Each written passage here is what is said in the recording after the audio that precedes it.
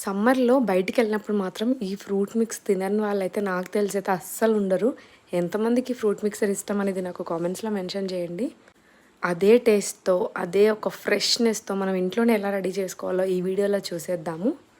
ఎలాంటి colours add చేయకుండా healthy వేలో చూద్దాం మనము. ఫస్ట్ దీనికోసం అయితే మిక్సింగ్ బౌల్‌లోకి 2 బనానాస్‌నైతే ఇలా చిన్న చిన్నగా కట్ చేసుకొని మంచిగా మ్యాష్ చేసుకోవాలి.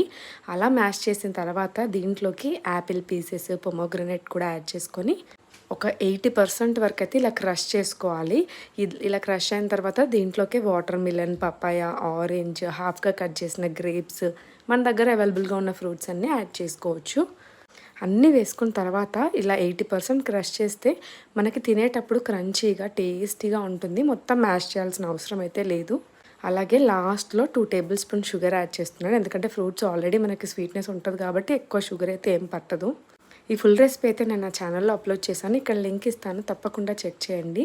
ఒక కలర్స్ ఏవి యాడ్ చేయట్లేం కాబట్టి వాటర్ మిలన్‌ని జ్యూస్ లాగా చేసి యాడ్ చేస్తే మనకు ఒక మంచి కలర్ అయితే వస్తుంది. చల్లగా సర్వ్ చేసుకోవడానికి ఐస్ క్యూబ్స్‌ని కూడా యాడ్ చేసి లాస్ట్‌లో బాదాం మిల్క్‌తో సర్వ్ చేసుకుంటే టేస్టీ ఫ్రూట్ మిక్సర్ అయితే రెడీ. బాదాం మిల్క్ రెసిపీ కూడా నేను నా ఛానల్‌లో సమ్మర్ స్పెషల్ రెసిపీస్‌లో ఇలాంటి మరిన్ని వీడియోస్ అయితే ఉన్నాయి.